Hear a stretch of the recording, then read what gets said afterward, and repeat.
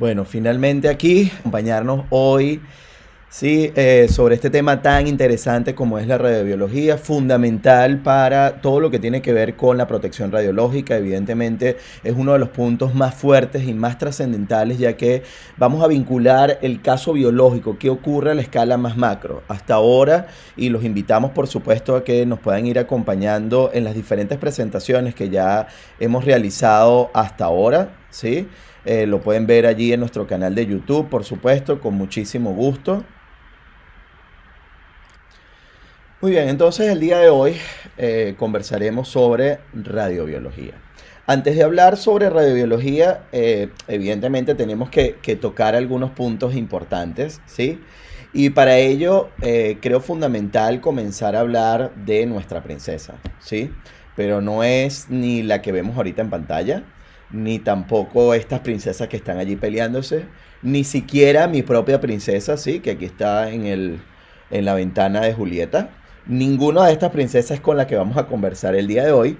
Lo que sí vamos a conversar es precisamente de nuestra princesa en nuestro cuerpo, ¿sí? Esta es la princesa que sí tenemos de manera unánime y categórica en todo nuestro cuerpo. En el caso de la célula, obviamente, muy importante considerar dos aspectos fundamentales, ¿sí?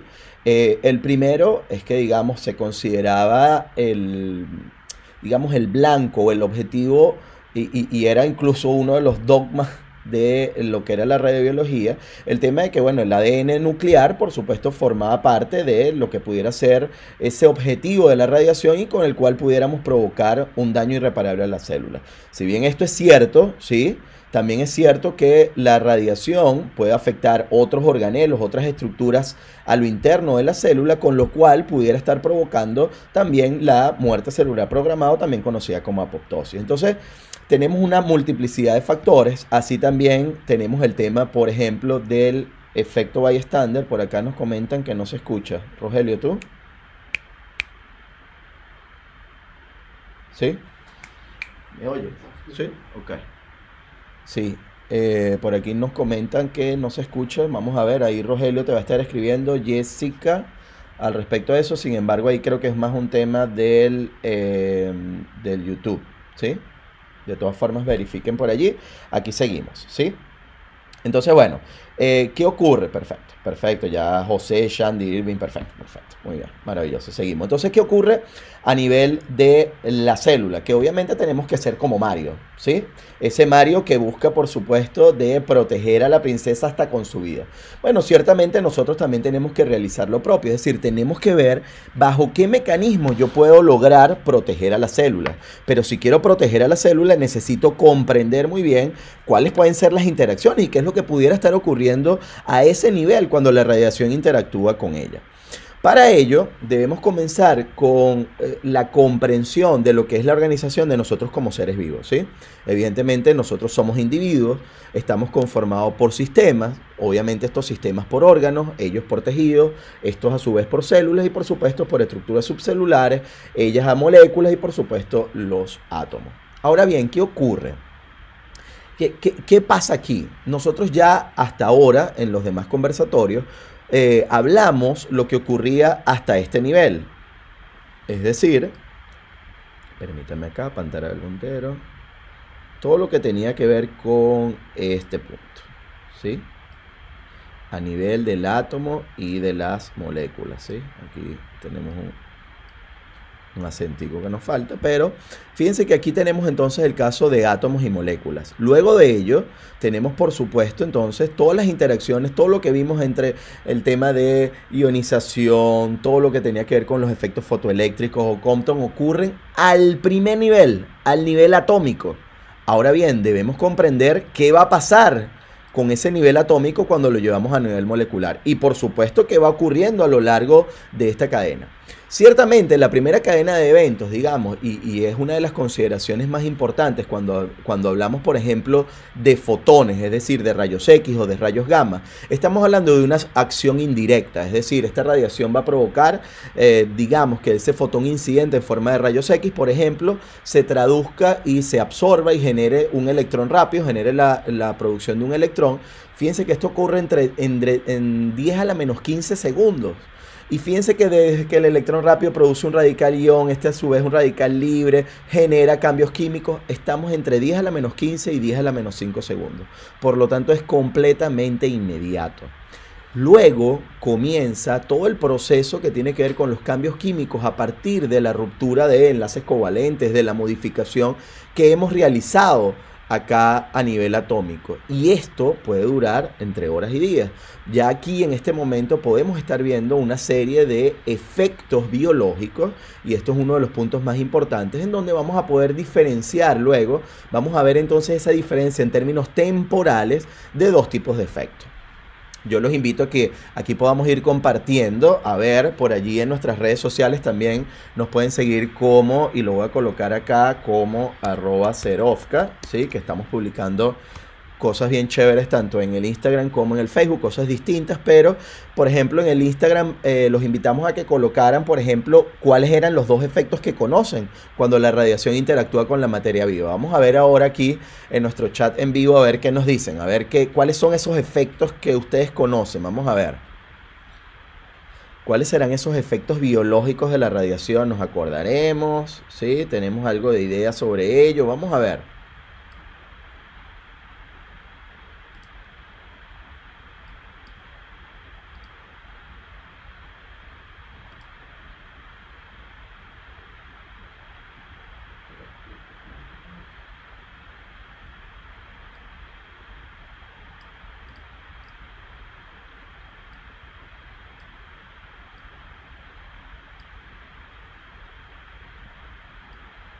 Ok, y aquí tenemos estocásticos determinísticos, por aquí alguien con estocásticos, vamos a ver. Estocásticos y no estocásticos, probabilísticos y determinísticos, vamos a ver. Les pregunto yo, vamos a ver si recordamos, ¿alguien de ustedes sabrá cuál es el otro nombre que tienen los efectos determinísticos? Vamos a ver.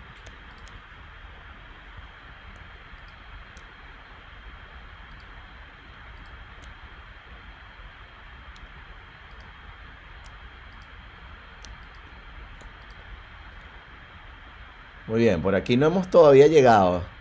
Los directos e indirectos no. Bueno, ya lo vamos a ver, ya lo vamos a ver.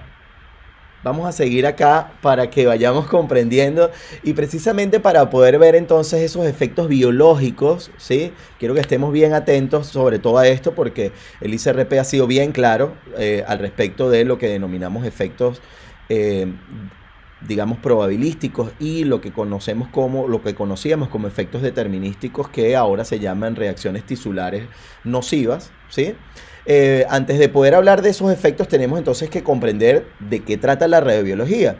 Y la radiobiología es el estudio de esos efectos biológicos debido a la interacción de las radiaciones ionizantes con la materia viva, profundizando a diferentes niveles, desde el ámbito de la población, el individuo, el órgano, la célula, hasta llegar al nivel molecular. Y por supuesto, cuando llegamos al nivel molecular, tenemos entonces que comenzar con el análisis de dos moléculas que son críticas. La primera de ellas es la que ustedes ven en pantalla, por supuesto, H2O. Dos átomos de hidrógeno unidos a un átomo de oxígeno y que conforman lo que nosotros conocemos como agua. ¿Sí? El agua es una de las moléculas críticas porque evidentemente tenemos más del 80% de nuestro cuerpo, 70 y pico por ciento, 80% está conformado por agua, por lo tanto hay una alta probabilidad de que la radiación interactúe con las moléculas de agua que están en nuestro cuerpo. Por lo tanto tenemos que entender y conocer, bueno, qué ocurre si la radiación llega a interactuar con esa molécula de agua. Y por otro lado tenemos por supuesto la segunda molécula crítica en la interacción de la radiación con la materia viva, pasa a ser el ADN. Ciertamente en el ADN tenemos toda esa información, esa carga genética. El ADN es lo que le está dando las instrucciones a cada una de las células sobre cómo y qué van a realizar, cuándo van a replicarse. Es decir, ahí tenemos toda nuestra información, además por supuesto de todos los principios funcionales a que corresponderá esa célula o el ADN que está contenido en esa célula. Por lo tanto, allí tenemos la información y carga genética fundamental que va a permitir la replicación a lo largo del tiempo. Por estas dos razones, tanto porque el agua, estamos conformados en una alta concentración, una alta cantidad por agua, y segundo, porque tenemos toda la información genética guardada en lo que denominamos ADN, estas se convierten en las dos moléculas críticas en la interacción de la radiación con la materia. Ahora bien, ¿qué ocurre? Y fíjense muy bien en esto. Cuando hablamos de efectos biológicos, lo vamos a ver más adelante, después que veamos qué ocurre a nivel celular, etc. Eso es lo que está ocurriendo, lo que finalmente yo puedo ver a nivel macro. Pero ¿qué va a ocurrir desde la otra perspectiva en relación a las rutas de interacción de la radiación con, por ejemplo, el ADN? Acá tenemos dos rutas, la ruta directa y la ruta indirecta, en donde la radiación va a poder provocar un daño directo sobre el ADN, la cual denominamos ruta directa, y una ruta indirecta en la cual la radiación va a interactuar con diferentes moléculas, entre ellas en mayor probabilidad con el agua. Aquí vamos a poder provocar un radical libre, y este radical libre ahora es quien va a generar un daño a nivel de la molécula de ADN. Por esta razón, es decir, ya que la radiación llegó, interactuó, produjo un radical libre, y este radical es quien va a interactuar y afectar a la molécula de ADN, es que la denominamos la ruta indirecta en relación a la radiación con el daño a nivel molecular. Ahora bien, ¿qué ocurre? Y vamos a comenzar entonces primero, ¿qué ocurre con el agua? Con esa ruta indirecta, es decir, ¿cómo es eso que la radiación llegó, interactuó con el agua, produjo un radical libre? ¿Qué pasó allí? Ciertamente, la consecuencia final es que yo produjo una ruptura en esa molécula de H2O generando iones hidróxilos, ¿sí? Esos iones conocidos como OHs. ¿Qué ocurrirá si ustedes conectan un OH que salió de una molécula de agua con otro OH que sale de otra molécula de agua que también rompí? ¿Qué ocurre cuando se consiguen esos dos iones hidróxilos? ¿Qué forman ese OH más OH? Vamos a ver. Vamos a ver qué nos dicen por acá.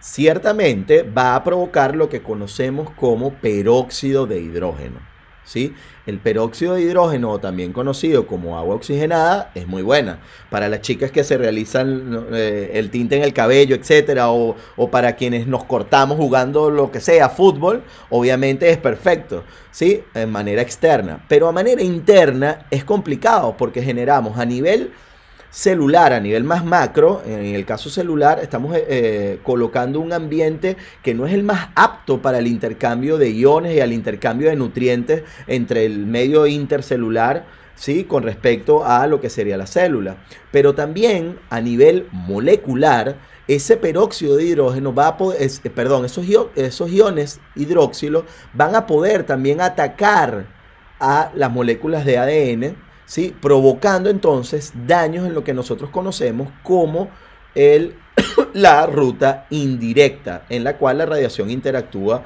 con el ADN. En este caso, se produce entonces, en el caso del agua, se produce lo que conocemos como radiólisis o la ionización de la molécula de agua.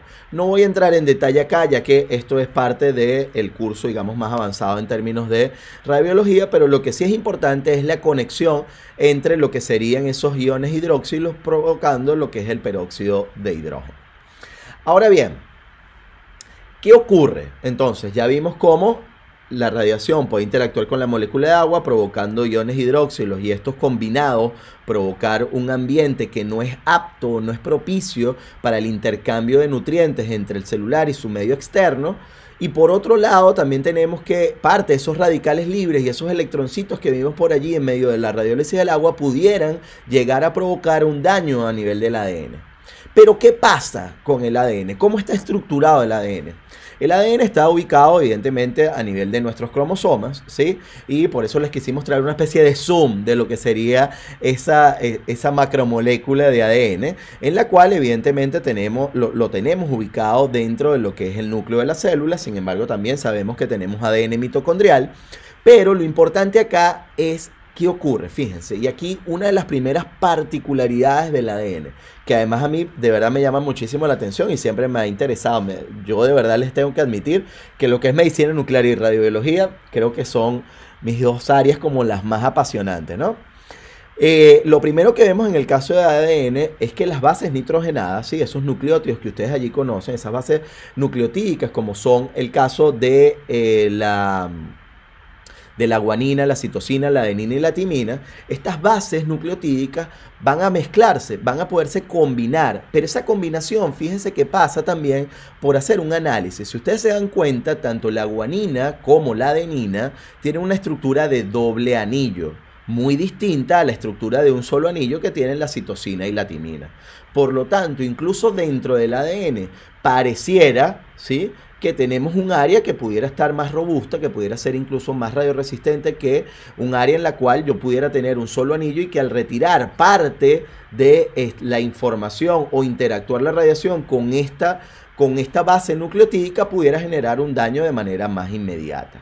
Entonces, ¿qué pasa? ¿Qué ocurre cuando hacemos el análisis del ADN a nivel, digamos, primero cromosómico? Bueno, a nivel de los cromosomas pudiéramos tener, por supuesto, lesiones y translocaciones cromosómicas, entiéndase, pudiéramos tener fragmentos acecéntricos, generar micronúcleos o hacer las translocaciones, de esta manera esa combinación que ustedes pueden ubicar acá a su mano derecha. Pero lo que es cierto es que las lesiones que la radiación ionizante pueden inducir a nivel del ADN son muy diversas, desde roturas, cambios de base, uniones cruzadas, ruptura de la hélice, etc. En algunos casos, las lesiones del ADN se traducen en aberraciones cromosómicas. Y es muy importante esto, ya que este recuento puede ser utilizado para estimar la dosis absorbida. Esto es lo que nosotros denominamos dosimetría biológica. Es decir, nosotros a partir del daño provocado pudiéramos llegar a tener una estimación muy cercana a lo que es esa dosis absorbida, siempre y cuando por supuesto lleguemos a los puntos de poder provocar este tipo de daño. Entonces es muy importante, ¿sí?, tener en cuenta que incluso el análisis de ADN nos va a permitir a nosotros por supuesto llegar a tener una estimación de dosimetría biológica. Entonces este es digamos, una de las primeras análisis que quiero compartir con ustedes. Muchas veces y en los programas de radio, de televisión, cuando a uno le preguntan, mira, ¿qué crees tú que va a ocurrir con el cáncer? ¿Cómo ves tú el futuro? Tú sabes que estamos trabajando con esto, con aquello. Muchísimas personas creen que, bueno, que el futuro será o en la prototerapia o en diferentes tipos de terapias con radionucleos o en la combinación con las quimios, etc. Sin embargo, el eje neural va a ser el manejo del ADN. Sabemos muy bien, y eso sí lo veremos ya en nuestro próximo conversatorio del viernes 24, creo, 17 o 24, conversaremos sobre el cáncer, ¿sí?, con bastante profundidad. Pero es muy interesante y muy importante comprender que fíjense cómo la radiobiología, el cáncer, ya todos los análisis están ocurriendo a este nivel, a nivel del ADN. ¿Cómo podemos entonces analizarlo, traducirlo y además cómo podemos evitarlo, por ejemplo, si existiese la forma? Así pues, cuando hablamos de dosimetría biológica, ¿sí?, volviendo nuevamente a nuestro tema, en el caso de la dosimetría biológica, la cuantificación de aberraciones cromosómicas tendrá que ver tanto con aquellas que son inestables como estables, bien sea, por ejemplo, en el caso de los discéntricos, de los micronúcleos, o en el caso de las estables con el caso de las translocaciones. En cualquier caso, el análisis, ¿sí?, que se realiza va de la mano de lo que es el contagio de aberraciones cromosómicas, precisamente evaluando qué ocurre allí. Uno de los avances más importantes que hemos tenido en la biología molecular combinado con lo que es este análisis de la interacción de la radiación con la materia viva tiene que ver precisamente con un efecto que se conoce como el efecto bystander. No lo vamos a hablar todavía, vamos a dejarlo para el final. Muy bien. Ahora, ¿qué ocurre? Obviamente, cuando estos daños, estas translocaciones a nivel cromosómico van a poder provocar determinados daños a nivel de la célula. Bien sea si yo afecto a ese ADN o esos cromosomas que están en el ADN, o bien sea que afecto, por ejemplo, factores como la fisiología o la permeabilidad celular, por ejemplo, en el caso de la permeabilidad celular, con la afectación a la producción del peróxido de hidrógeno. Pero también vamos a poder generar alteraciones morfológicas, desintegraciones de mitocondrias o incluso al aparato de Golgi, que pudieran dar lugar a diferentes factores o análisis a nivel celular. Sin embargo, ¿qué ocurre cuando nosotros analizamos o caracterizamos la interacción de la radiación con el ADN? Tenemos tres alternativas fundamentales, ¿sí? Y les he traído este esquema de la manera más resumida posible. Yo creo que esta es como la presentación resumen de todo el conversatorio, ¿sí? Y tiene que ver con que, bueno, ya habíamos hablado, la radiación puede provocar un efecto directo o un efecto indirecto a través de lo que serían radicales libres. De cualquier manera, genero un daño a nivel de lo que sería el ADN. En ese daño primario, en esas lesiones que puedo provocar en el ADN, yo tengo tres alternativas, ¿sí? La primera de ellas tiene que ver con que la reparación haya sido exitosa. Recordemos que nosotros tenemos nuestro conjunto de enzimas que se encargan de leer y de, por supuesto, corregir algunos de los errores que pudieran estar consiguiendo y generar o propiciar lo que es el proceso de replicación. Por lo tanto, si hay algún daño muy bajo, un daño muy menor, esto pudiera dar lugar a que yo generara la reparación de manera exitosa. Y por lo tanto, la célula continúa como una célula viable, una célula normal en su proceso de replicación. Por otro lado, tenemos entonces dos alternativas y tiene que ver cuando esa reparación no es exitosa. Cuando esa reparación, ¿sí?, no es exitosa, es decir, el daño ha sido importante, yo puedo tener, en primer lugar, lo que conocemos como muerte celular, ¿sí?, o también conocida como muerte celular programada, también conocida como apoptosis.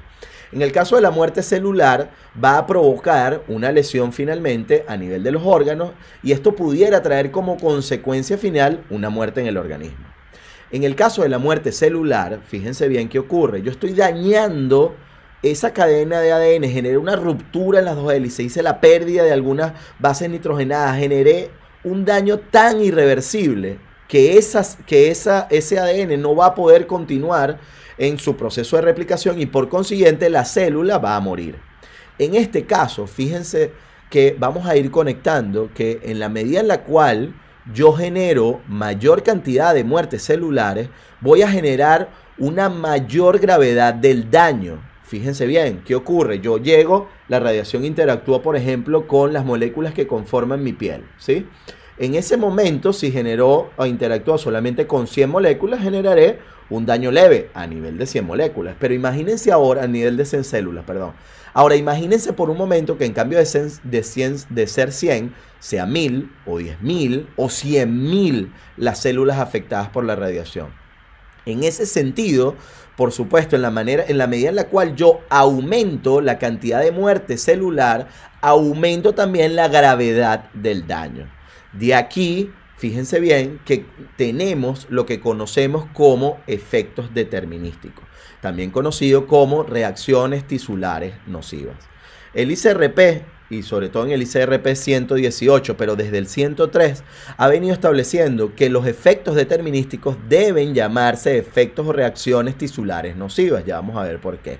Sin embargo, conociendo y entendiendo la razón de que a nivel mundial en la palabra efectos determinísticos ha calado y ha sido comprendida y se ha estructurado en función de un umbral dosis, se ha mantenido como este nombre, o se puede mantener como este nombre, pero su nombre técnico real, hablado desde el ICRP 103, son reacciones tisulares nocivas. Bien interesante porque estoy seguro que, bueno, muchísimos de ustedes tal vez no lo conocían. Sin embargo, bueno, ya hemos aprendido una nueva terminología que ya tiene tiempo, por supuesto, a nivel mundial. Sin embargo, no es muy común su uso y su difusión, ¿sí?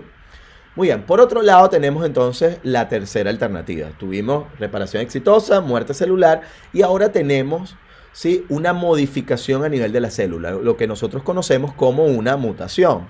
Es decir, generé un daño leve a nivel del ADN, y ese daño leve significa que yo produje un error en el ADN, pero es un error que está dentro de ese 2% que dejan pasar las enzimas, que dicen, bueno, parte del proceso de replicación, me equivoqué en algo, no importa, ese porcentaje tan pequeño lo voy a dejar pasar. ¿Qué ocurre cuando yo tengo una célula mutada? Bueno, yo voy a poder generar ahora dos posibilidades. Si son células somáticas, voy a poder generar cáncer o leucemia. Si son células de tipo germinal que han sido irradiadas y que he provocado una mutación a nivel de ellas, pudieran llegar a generar lo que conocemos como efectos heredables o efectos hereditarios. Toda esta combinación, tanto de la afectación a nivel de células somáticas como germinales que dan lugar a cáncer y leucemia o a efectos heredables, es lo que conocemos como efectos estocásticos o también conocidos como efectos probabilísticos. ¿Qué ocurre a este nivel? Y por qué también quiero que nos detengamos un minuto en esta presentación, en esta lámina, para poder analizar en mayor profundidad este factor y este parámetro. En este momento, cuando estamos hablando precisamente de las mutaciones, nos estamos refiriendo entonces a energías bajas, a dosis muy bajas que pueden provocar daños muy bajos. Precisamente esta es la razón de ser de la protección radiológica en torno a lo que son los trabajadores ocupacionalmente expuestos, es decir, cada uno de ustedes que nos está viendo hoy, nos está acompañando hoy. Esto quiere decir que el hecho de que yo reciba una pequeña cantidad de radiación puede llegar a provocar un daño, una mutación a nivel de las células y por consiguiente un incremento en la probabilidad de generar algún tipo de daño de aquí a 40 años, por ejemplo, llegar a producir algún tipo de cáncer. De aquí la razón de ser de la protección radiológica y la razón de que busquemos siempre de tener la menor cantidad de dosis posible de radiación. Nosotros no necesitamos, no está justificada la exposición a la radiación, ya que no vamos a tener un beneficio directo como lo tendría un paciente, por ejemplo, para lo que es la estructuración de un diagnóstico, para la verificación, comprobación de un determinado tratamiento, para modificar la conducta terapéutica. Nosotros no tenemos ninguno de estos beneficios. Por ello, es fundamental que ustedes cumplan y sigan con todas las medidas de protección radiológica adecuadas. ¿Sí? Los invitamos, si no los han visto, pueden acompañarnos y suscribirse a nuestro canal de YouTube, en donde tienen la presentación relacionada con protección radiológica. Allí verán las medidas y los principios de la protección radiológica, etc. Muy bien. Entonces, así de esta manera llegamos entonces finalmente a lo que es la descripción de esos efectos que habíamos conversado cuando tenía una afectación o una producción de daño a nivel del ADN y por consiguiente a nivel de células, y esto a su vez a nivel de distintos tipos de tejidos. De esta manera tenemos entonces la clasificación de los efectos en función de lo que serían los efectos biológicos. De esta manera tenemos entonces los efectos estocásticos, los cuales no tienen un umbral conocido de dosis. La probabilidad de producción, de provocar un efecto probabilístico va a aumentar con la dosis. En la medida en la cual aumento la dosis, aumenta la probabilidad de ocurrencia del efecto. Pero la intensidad, es decir, la gravedad del daño, es independiente de la dosis. ¿Qué quiere decir esto? Quiere decir que si yo produjo una mutación a nivel celular, por ejemplo, y esto desencadenó en un cáncer, no quiere decir que yo voy a tener un cáncer más agresivo o menos agresivo si yo recibí más dosis o menos dosis. No, yo ya generé la mutación y con ello generé el cáncer. Entonces la intensidad o la gravedad del daño va a ser independiente de la dosis. Aquí estamos hablando netamente de probabilidades. Y como lo habíamos comentado, pudiéramos tener efectos que son oncogénicos u efectos de tipo genético, dependiendo de la célula que estamos exponiendo a la radiación. Por otro lado, tenemos el caso de los efectos determinísticos, ¿sí? Recordemos que en el caso de los efectos determinísticos, también conocidos como reacciones tisulares nocivas, vienen de la mano de que tenemos un umbral determinado de dosis. Les hablo de determinado y lo pongo ahorita entre comillas porque vamos a ver a qué se refiere con ese umbral y por qué precisamente cambiamos técnicamente de lo que es umbral de efectos determinísticos a lo que conocemos como esas reacciones tisulares nocivas. ¿Qué pasa? Tenemos una probabilidad cero o nula debajo del umbral, muy baja. Sin embargo, siempre se mantiene la estandarización en términos de la linealidad en lo que sería la respuesta a nivel de los efectos. Pero tenemos que la intensidad es dependiente de la dosis.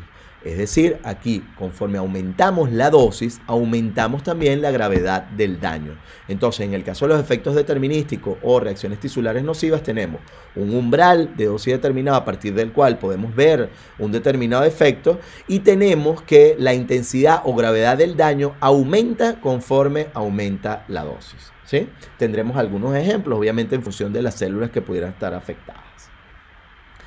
Ahora, ¿por qué se le llaman reacciones tisulares nocivas y no efectos determinísticos? Bueno, porque efectivamente esta dosis umbral que se estableció realmente no es tan umbral, corresponde al 1% de frecuencia de producción del efecto. Es decir, estamos tomando el nivel más bajo posible a partir del cual yo voy a provocar un efecto y sobre el cual entonces yo voy a poder decir, sí, a partir de este momento yo tengo la posibilidad de generar un determinado efecto, y fíjense que en la medida en la cual aumento la dosis también voy a aumentar la probabilidad de la frecuencia en la cual voy a poder ver ese efecto, pero antes de ese umbral de dosis no voy a tener, va a ser técnicamente cero lo que es la probabilidad de presentar ese evento. Entonces yo necesito una dosis determinada para empezar a ver un determinado efecto. Por supuesto, desde el ICRP 41, el 60, pero sobre todo en el 103 y en el 118 han sido aclarados esta terminología en relación a la utilización técnica de lo que son las reacciones tisulares nocivas, pero también comprendiendo que a nivel mundial, a escala global, la utilización del término determinístico se ha mantenido y la gente lo ha comprendido de esa manera. Entonces, muy importante tener esta salvedad de su mano. En relación con estos efectos, entonces, para mantenernos, digamos, a lo que es la escala global, se producen a partir de una dosis umbral, la severidad y la frecuencia aumentan con respecto a la dosis. Tendríamos una gráfica algo como esto, ¿sí? Una gráfica de este sentido, en donde a partir de este umbral de dosis es que vamos a poder ver un determinado efecto. Y en la medida en la cual aumentamos, ¿sí?, esa dosis, por supuesto, pasaremos primero de un eritema temporal a uno permanente, a la alopecia temporal, después a la alopecia permanente, y así vamos, evidentemente, hasta llegar a etapas más complicadas en donde pudiéramos llegar incluso hasta la necrosis, ¿sí?, siendo el efecto obviamente más severo la muerte. Fundamental e importante, ¿sí? Digamos, yo diría como la tercera lámina más importante de todo este conversatorio tiene que ver precisamente con esta que vemos acá. Y tiene que ver con los efectos determinísticos, ¿sí?, a nivel tisular, y haciendo el análisis de lo que sería su impacto, ¿sí?, en términos de diferentes tipos de sistemas, de diferentes tipos de órganos, por ejemplo a nivel del pulmón. Fíjense los periodos de latencia aproximados para poder presentar o ver los efectos, el cual puede ir de algunas horas, por ejemplo, en afectación a nivel del sistema inmune, hasta algunos meses o incluso algunos años, como es el caso, por ejemplo, de cataratas radioinducidas. En algunos casos me ha ocurrido, ¿sí?, que uno va a hablar sobre protección radiológica, los médicos radiólogos están de la mano, los cardiólogos, los técnicos o licenciados en imágenes, las enfermeras, todo el mundo está de la mano, pero sale, por ejemplo, y sin ánimos obviamente de generalizar, ha salido, por ejemplo, algún traumatólogo y me ha dicho: yo tengo 30 años trabajando sin usar lente plomado y a mí nunca me ha pasado nada. Así que yo no entiendo por qué ese tema de la protección radiológica y por qué ustedes se mortifican tanto. Cuando uno le pregunta sobre si ha presentado o no cataratas, dice: bueno, no, sí, es que también hay otras personas que han presentado cataratas, etcétera, y no se exponen a la radiación. Sí, lo que sí hemos observado es que hemos tenido un incremento en el porcentaje de cataratas con respecto a la población control en el caso de aquellas personas que manejan equipos de arco en C sin la utilización adecuada de dispositivos como los lentes plomados. De aquí que se haya manejado y disminuido este límite para nivel del cristalino. Así que muy importante, esto lo abordamos con muchísimo detenimiento en el caso de nuestra presentación sobre protección radiológica en arco en C. Así que los invito a que por supuesto nos acompañen en el caso de nuestro canal de YouTube Serofka TV y puedan entonces seguir analizando y viendo el caso de la protección radiológica en arco en C, y allí verán este tema del cristalino, muy importante.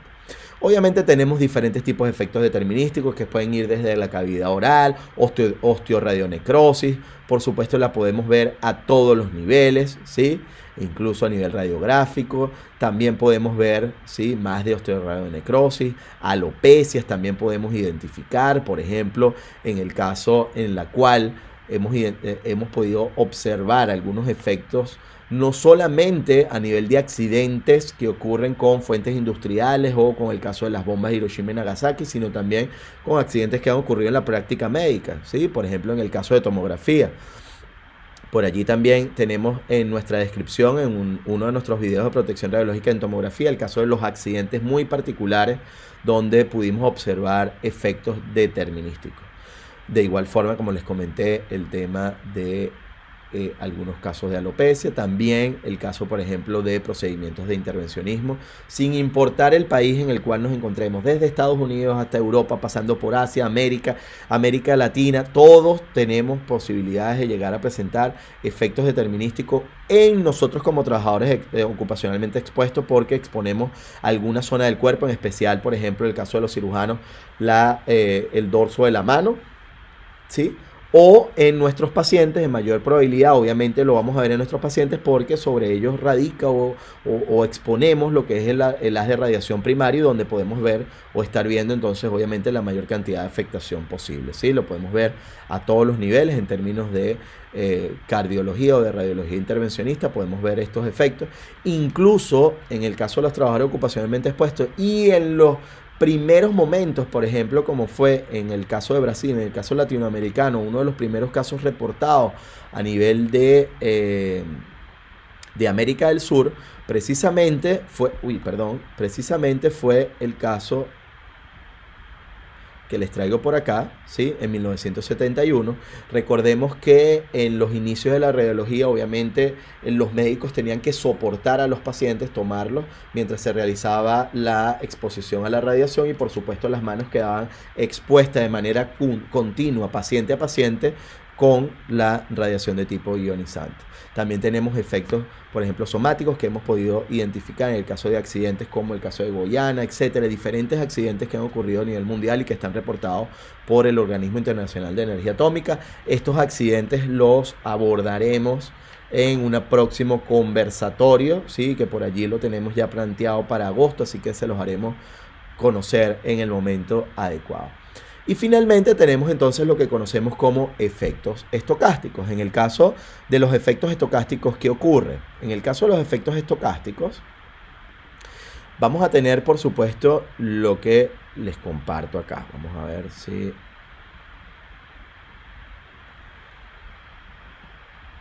permite.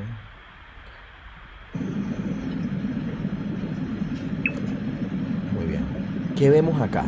Tenemos un grupo de células a su mano izquierda que están creciendo de manera normal, y tenemos otro grupo de células que está a su mano derecha que empiezan a crecer descontrolada y aceleradamente, ¿sí? De esta manera tenemos las células normales y lo que es la producción del cáncer. El cáncer es una enfermedad multifactorial, ¿sí? Se ha tratado de simplificar lo más posible, sin embargo es imposible llevarlo solamente a una escala genética o a una escala de hábitos alimenticios o a una escala de calidad de vida, etcétera. Sabemos que es una enfermedad multifactorial, depende de múltiples factores para poderse desarrollar. Lo que sí es cierto es que, sin importar el tipo de cáncer, lo que sí sabemos y lo que es el común denominador es que a escala celular lo que tenemos es una falta en el control del crecimiento de las células. Es decir, comienza un crecimiento acelerado de estas células, descontrolado, y empiezan a competir esas células con el resto de las células normales en la adquisición, en ese tomar los nutrientes. ¿Y cómo hacen esa toma de nutrientes? Evidentemente necesitan mayor vascularización, por lo tanto comienzan a proveerse de todos esos procesos de vascularización y de manera consecutiva comienzan a robarle nutrientes a lo que serían las células normales. De esta manera comienza lo que denominamos un tumor. Ese tumor benigno, en la medida en la cual rompe la barrera basal, comienza entonces lo que denominamos el tumor maligno. Y una vez que esas celulitas comienzan a replicarse y migran a través del torrente sanguíneo y van a otra ubicación, es lo que conocemos finalmente como metástasis, ¿sí? Aquí les hago un muy gran resumen del tema del cáncer. Obviamente lo abordaremos con muchísimo mayor nivel de detalle en un próximo conversatorio que espero que nos sigan acompañando. Muy bien, De esta forma, entonces, en el caso de los efectos probabilísticos o estocásticos, tenemos entonces que la dosis aumenta conforme, la probabilidad de producir este tipo de efectos aumenta conforme aumentamos la dosis, ¿sí? Por lo tanto, no existe una dosis umbral, ¿sí? Lo que existe es que, bueno, conforme yo voy a aumentar esa dosis, voy a aumentar la cantidad de tickets que compro de esta lotería que nadie quiere ganar, ¿sí? En este sentido, obviamente, si yo compro un solo ticket de lotería, tendré la probabilidad de uno entre, no sé, el millón de personas o el millón de tickets que hayan generado en la lotería, pero en la medida en la cual yo voy comprando mayor cantidad de números, aumento la probabilidad de ganarme el premio. Este es el premio que obviamente ninguno quiere ganarse, y por lo tanto, siempre disminuir y mantener la dosis tan baja como sea posible para nosotros los trabajadores ocupacionalmente expuestos también nos trae como consecuencia una disminución en la probabilidad de ocurrencia de este tipo de efectos. Y el segundo aspecto, la segunda gráfica que define lo que serían estos efectos probabilísticos, tiene que ver precisamente con que la severidad permanece constante conforme yo aumento la dosis. Por lo tanto, no hay una relación entre que aumento la dosis va a generar alguna modificación en términos de la severidad del daño, ¿sí? De esta manera, y ya cerrando la presentación de la tarde de hoy, yo sabía que no íbamos, bueno, aunque creo que vamos a buen tiempo, sí, porque empezamos un poquito tarde por el tema de la configuración acá con las diferentes plataformas, pero bueno, súper contento de que nos estén acompañando por acá, tanto por el Facebook como por YouTube. De verdad que, bueno, súper agradecido con todos, sí, sé que el enorme esfuerzo que trae consigo, digamos, estar acá conectado. Evidentemente, de los efectos biológicos pasamos a lo que serían las normas o su vinculación con las normas básicas de protección radiológica. Es muy importante que entendamos, ¿sí?, que los Estados miembros, los laboratorios científicos, las ONG, empresas como Serovka y por supuesto tantas otras a nivel mundial que se especializan en el caso de lo que es el análisis de la incidencia de la radiación ionizante sobre la materia viva, en el caso de los equipos, etcétera, proveemos y damos datos a diferentes organismos, entre ellos al caso, por ejemplo, de la UNSCER, pero también al caso de la OIEA, etcétera. Pero en términos generales hay una especie de workflow en relación a que en la UNSCER se le dan datos desde el punto de vista epistemológicos, así como niveles, efectos, etcétera. Esto genera una serie de resultados que van al organismo de Naciones Unidas y por supuesto a cada uno de los Estados miembros. Los efectos van relacionados y analizados a través del ICRP, en donde se evalúa el paradigma, la protección, los principios y unidades. Por supuesto, el ICRP arroja una serie de recomendaciones que van asociadas tanto a los niveles que le da la UNSCER, a la OIE, a la Organización Mundial de la Salud, a diferentes organizaciones, a la FAO, etc. Y las recomendaciones del ICRP generando estándares internacionales. Es decir, en la OIE no se generan leyes de obligatorio cumplimiento, se generan estándares internacionales y recomendaciones internacionales que se envían para la implementación a los diferentes Estados miembros, y existe una retroalimentación que permite que tengamos esta actualización de manera continua y permanente de cada una de las recomendaciones. Esto es muy importante en la comprensión, porque muchas veces me dicen, oye, mira, lo que pasa es que en mi país el límite de dosis sigue siendo 150 milisievert a nivel de cristalino. Entonces, bueno, a mí qué me importa que yo haya tenido ya 50 milisievert a nivel de cristalino si yo hice una valoración, por ejemplo, con dosimetría. ¿Qué importa? Si igual yo no superé los 150 que dice la ley, aquí no pasa nada. El problema no es que no pase nada, el problema es que aunque normalmente nuestras leyes no suelen adaptarse tan rápidamente como se va adaptando y como se va actualizando la ciencia, esto trae consigo que nosotros seamos los encargados de estar continuamente actualizados, ¿sí? Por esta es la razón, por ejemplo, de ser de este tipo de conversatorios. La idea es que nosotros sepamos y estemos claros de cuáles son las fuentes de información oficiales y adicionalmente entonces cómo yo puedo realizar de la mejor manera establecer mis restricciones de dosis a nivel de lo que sería mi centro de salud, el centro de salud del cual formo parte. Obviamente siempre alineado con los estándares internacionales de manera tal de estar lo más actualizado posible. Así tenemos entonces el resumen de efectos de la radiación ionizante, ¿sí? He querido traer, digamos, como para que tengamos una referencia, una noción en términos de escala de lo que sería el límite de dosis de público, que sabemos que es de 1 milisievert al año. Tenemos una dosis de fondo promedio a nivel mundial alrededor de 2,4 milisievert por año, ¿sí? También conocida como radiación natural de fondo. Tenemos nuestro límite de dosis como trabajadores, que es de 20 milisievert al año, ¿sí? Y sabemos también que tenemos un efecto para la salud no detectable que es de 100 milisievert. Tenemos, digamos, esas tres medidas en ese primer momento. Y luego comenzamos a ver diferentes tipos de efectos, ¿sí? Y sobre todo en el caso de los síndromes por irradiación, y esto de manera continua. En el caso, por ejemplo, del síndrome hematopoyético, ¿sí? Cuando estamos entre 3 y 5 Gray. En el caso del síndrome gastrointestinal, entre 5 y 15. En el caso del síndrome del sistema nervioso central, mayores a 15 Gray. De esta manera tenemos una relación en función de la dosis versus lo que sería, digamos, cómo nosotros podemos ir correlacionando en la medida en la cual esa dosis va aumentando. Por supuesto, también invitarlos acá a que nos acompañen a nivel de nuestras redes sociales, por supuesto como @Zerovka. Estamos continuamente colocando temas de interés en las diferentes plataformas, en LinkedIn, en YouTube, en Facebook, en Instagram. Y por supuesto que se suscriban a nuestro canal de YouTube de manera tal de que puedan entonces acompañarnos en el resto de los conversatorios y puedan ir viendo los distintos tipos de materiales que hemos estado preparando para ustedes. Además vienen ahora unos videitos cortos, ¿sí? Entre 3 y 5 minutos de resumen de muchas cosas interesantes, desde cómo funciona el tomógrafo hasta protección radiológica en mamografía, pasando por medicina nuclear. Estamos abordando todos y cada uno de los puntos, los vamos a ir publicando de manera semanal, así que los invitamos